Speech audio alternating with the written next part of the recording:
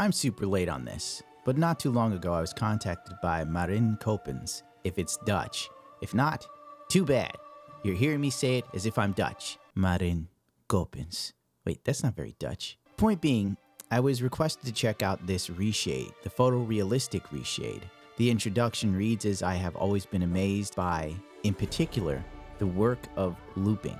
He's known in the modding scene for his weather and lighting mods, with accompanying EMBs, namely PRC with NAC for Fallout 4 and the PTR with NAT for Skyrim Special Edition. So needless to say, this reshade is heavily inspired by his amazing work. The reshade comes in two presets, both with different feelings and styles, the first being the original preset. This embodies the original idea. Secondly, we have the cold preset with slightly more desaturated gray and grimmish tones. It really does give the feeling of a cold and heartless world. The FPS impact ranges from 5 to 12 depending on the effects used. Reading the README is recommended. This reshade looks good with a number of lighting mods, including vanilla. The mod author did a lot of work in testing in different mods. In the end, came to find out that it looks best with the following lighting mods: Phoenix Lighting Mod Old Version 2, 1, and 3, Weedsman Lighting Mod, all versions, Super Turbo Lighting Mod 3.1.2. I used the Phoenix Lighting Mod version 2 for this upon request. Had I known that Weedsman Lighting Mod worked as well, I would have fired up my heavily modded version of The Witcher. Looking back at missed opportunities, which is unfortunate because my save files are all from my heavily modded version of The Witcher, so they don't really translate well to my non-modded copy of The Witcher that I use for most of these reviews at this current point in time, due to the fact it saves time trying to figure out mod conflicts and such. The mod author says it best on his page when you look at this mod. There's one description that reads simply as this: an image says more than 1,000 words. And I believe that this is a good representation of the mod. You will notice that the screen caps from the mod page shows a heavy depth of field. Remember to initiate this yourself in the options menu of the reshade by pressing Shift F12 and selecting as such. But let's move on to the point at hand. While using this mod, I found it to be one of the best reshades I've ever used. I'm going to put this up there with Pathos Reshade, which is the one I use 95% of the time, unless I'm in Toussaint. This reshade does a fantastic job of giving a gritty feel. I made sure to use the intended version, the original version. I didn't bother with the cold version because since I already use a very cold-based reshade, I felt that I wanted to try something with a little more color and life, and I am not disappointed by this in the least. In fact, most of the areas I was recommended to check out, sorry if you don't see all the weather changes that I should have included. For some reason, I couldn't get the damn things to initiate in the console command, but what I could get was beautiful nonetheless. Breathtaking, impressive, awe-inspiring.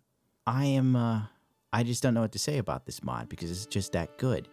It's rare that I come across a reshade that I actually sat and I was fully able to just enjoy wandering around the world of The Witcher, wandering around Velen, and so on and so forth.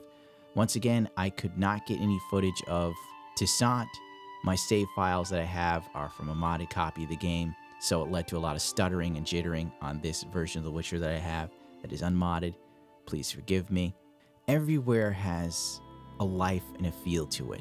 The funny thing about this reshade is it made Fyke Isle look completely different to me.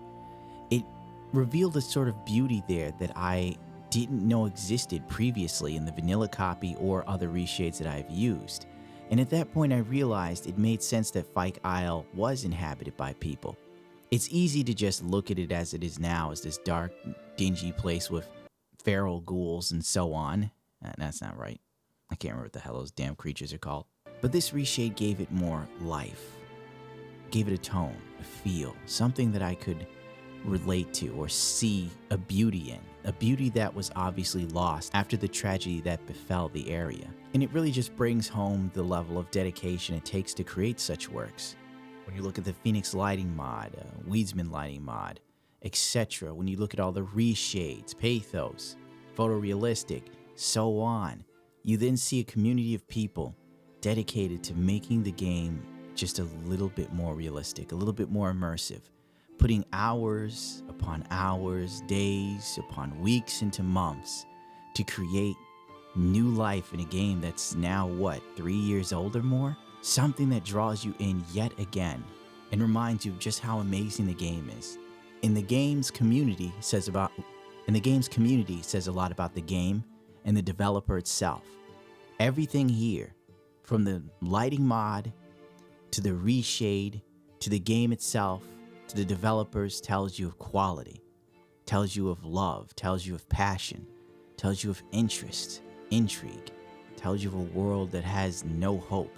Going to other places like the Hangman's Tree, a perfect area that gives a scenery that says everything that you need to know about The Witcher.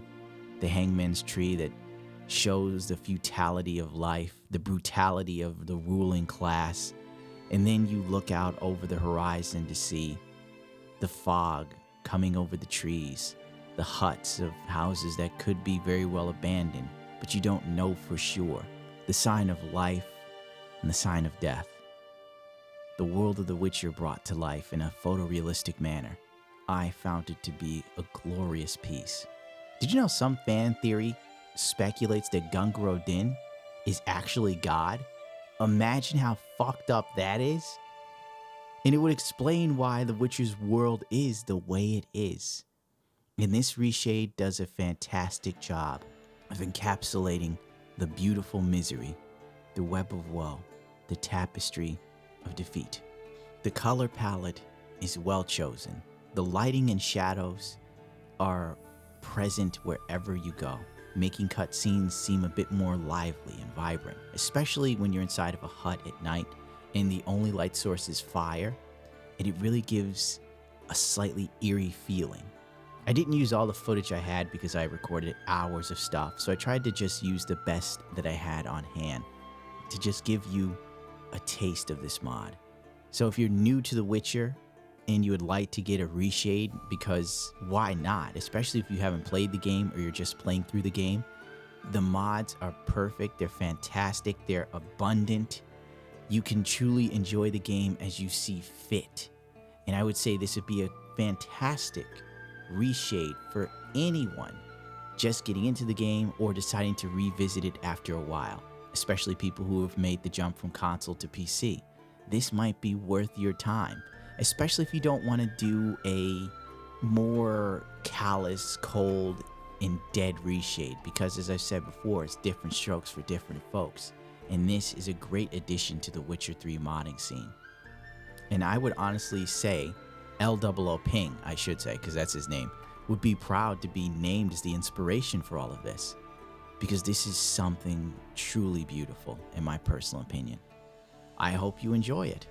I'd hope you enjoyed my marble mouth video where I pontificated for far too long and came off most verbose. But it's hard to encapsulate what I feel when I play these sort of mods and I look back at it and I think about all the work and effort that went into something so magnificent, in my opinion. I've lost a lot of hours just sitting and playing the game. Like, this video should have been done more than a day ago. But I was just enjoying the scenery, and I hope you do too. And that's going to do it for me. Rate, comment, subscribe if you so choose to. If not, to hell with it. Because I can't ask anyone to give more of a shit than me in the age of apathy. But if you do choose to follow me, you only make me more prominent in an internet medium that needs men like me. But this isn't one of my angry videos. This is me doing something I haven't done in a while.